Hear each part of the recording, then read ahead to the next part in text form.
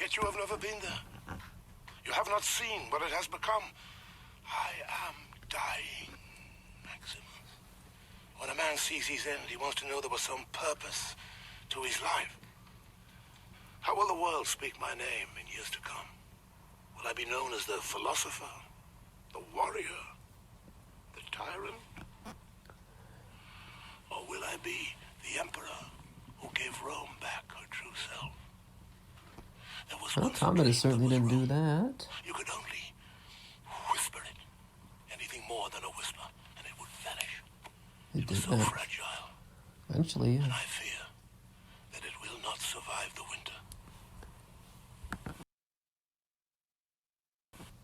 Well, first of all, that scene was Marcus Aurelius in the movie Gladiator handing over Rome, or in this case, offering Rome to Maximus, the main character of the film. This scene, and Maximus himself never existed. The entire scene where Marcus Aurelius is talking to Maximus about his family, offering Maximus Rome, that never happened. In real life, we see that Marcus Aurelius actually co-ruled Rome with Commodus for a little while, according to Cassius Dio, but there's never any mention of Marcus Aurelius ever trying to give Rome over to anybody other than Commodus. Now, it is noted that Marcus Aurelius may have known Commodus wasn't fit to be ruler, but Marcus Aurelius died when Commodus was 19, and, well, Commodus took over, and that line that Marcus Aurelius makes about he fears that Rome will not survive, kind of true. We know that Marcus Aurelius is considered the last great emperor of Rome, and Commodus certainly, after him, did not lead Rome in a very good direction. As far as Maximus goes, well, Maximus, he may not have been true, but in the movie he plays the role of being the physical embodiment of what an old Roman ideal is, what Romans expected of themselves in the old Rome. How the scene probably should have gone if he were to do it correctly again, it'd probably just be Marcus Aurelius talking to Commodus about taking over for him when he dies. Otherwise, again, the scene is not at all real, never happened. But I think the message that the scene is trying to get across, you can kind of see where they were coming from there. Again, Commodus, after taking over for Marcus Aurelius, didn't do a very good job and kind of was the last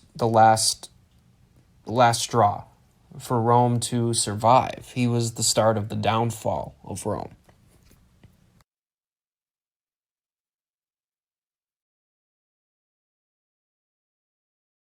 You hate so much. Alright, so we can see in this scene that Commodus is definitely, he's not very happy. And he talks about how he wants to live up to his father. And, you know, there actually is a little bit of truth to this. I don't know that this conversation ever took place. There's no proof of that. But there is proof of Commodus's extremely feeble behavior, historically speaking. If we look at the documents, specifically Dio's Roman History, Volume 11, actually in the Epitome, Book 9, page 73, first paragraph, it says, "This man, Commodus, in parentheses, was not naturally wicked, but, on the contrary, his great simplicity, however, together with his cowardice, made him the slave of his companions." And that's true, and you can see this in the movie.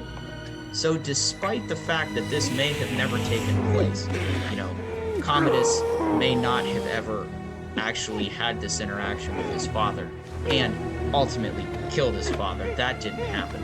That doesn't mean that the feeling of the room or the feeling of wasn't accurate, because I think that it was. you're accurately portraying how weak and self-centered and egotistical Commodus was as a person. I mean, he had people killed. They talk about that further on in this document, a couple pages down. It was actually Commodus who was killed, and he was almost he was there was an attempted murder by his sister, Lucia's husband, which we'll get to later. But that's why this movie is actually pretty accurate, is because it shows how Commodus was, honestly, the guy was a train wreck. It wasn't going well for him. And the movie really shows that.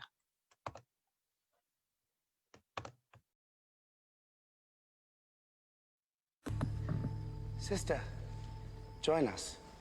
I've been reading to dear Lucius. I've been reading too. Yes, he's a very clever So little kind boy. of him to He'll make a grand read to emperor one his day. nephew of the sister of his that he's He's been obsessed reading about with. the great Weird. Mark Antony and his adventures in Egypt. The queen killed herself with a snake. And just wait until you hear what happened to our ancestors.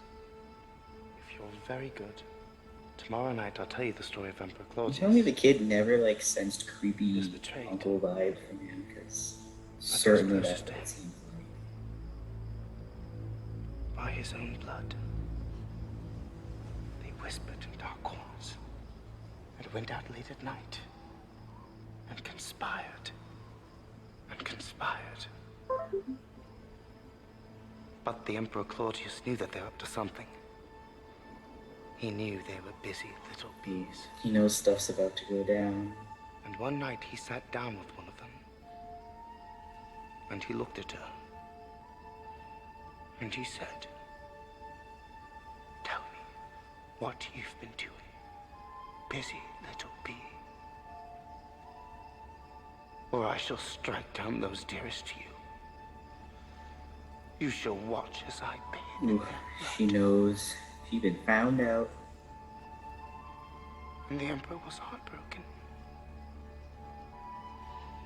The little bee had wounded him more deeply than anyone else could ever have done. And what do you think happened then, Lucius? I don't know, Uncle. So much for quality time with Uncle. Jeez. The little bee Those told busy him bees gotta be doing everything, huh? Well, now that we know how that went down, yikes. Let's see how that would really go down if it's really happening in history. So we know that we have Commodus' sister, Lucia. And so we have these two people. Now everyone hated Commodus, we knew this, and there's been a few attempts against his life. So what was interesting is Lucia also detested her husband, who was Pompeianus. And it was said in the document here that Lucia detested her husband Pompeianus. It was for this reason she persuaded him to make an attack on Commodus. So she went to her husband and was like, "Hey, we hate Commodus. Why don't we conspire against him and go kill him?" So thinking that she was doing something, because in the event that Commodus ends up killing her husband, she was like, whatever. So Lucia sent her husband to go after Commodus, but Commodus found out, much like that little scene here. But instead, he was like, you know what? No. So he exiled his own sister and his lover, by the way, because why not? He accused her of adultery or something. We all know Commodus was really full of himself and insecure. And his insecurities just led him to banishing the two people in his life that were iconicals, I suppose. So he banished his sister and his lover, and this eventually resulted in their death while they were exiled. So that is a great family treatment, I suppose.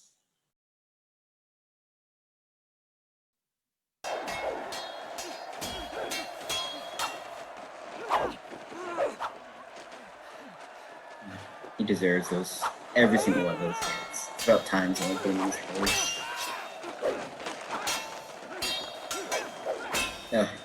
Also, struggling to fight a dying man, that's kind of interesting.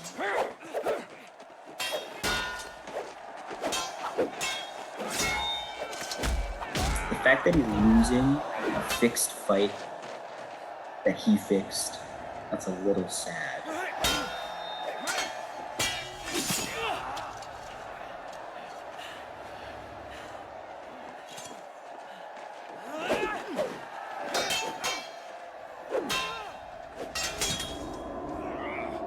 I suppose the people of Rome are definitely entertained now. What a great way to end that reign for him, I guess.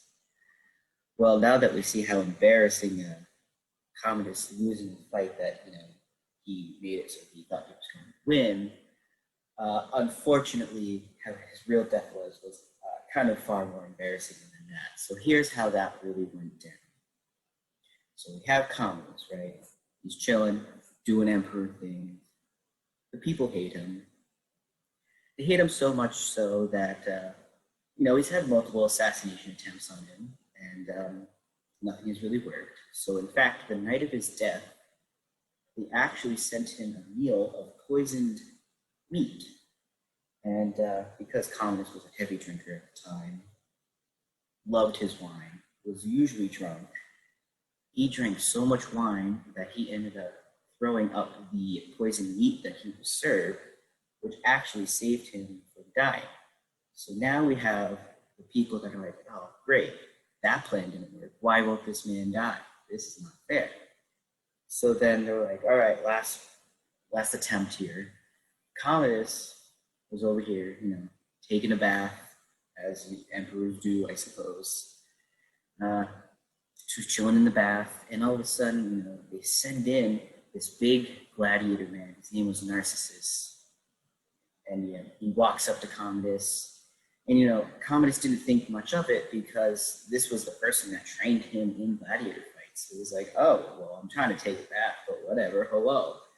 And so Narcissus just walks on over and strangles the man straight out of the bathtub. So now we just have this emperor that has reigned for X amount of time, and now he is just someone that has taught him how to fight, thus ending his long reign and the chapter of Commodus being horrible to the people of Rome.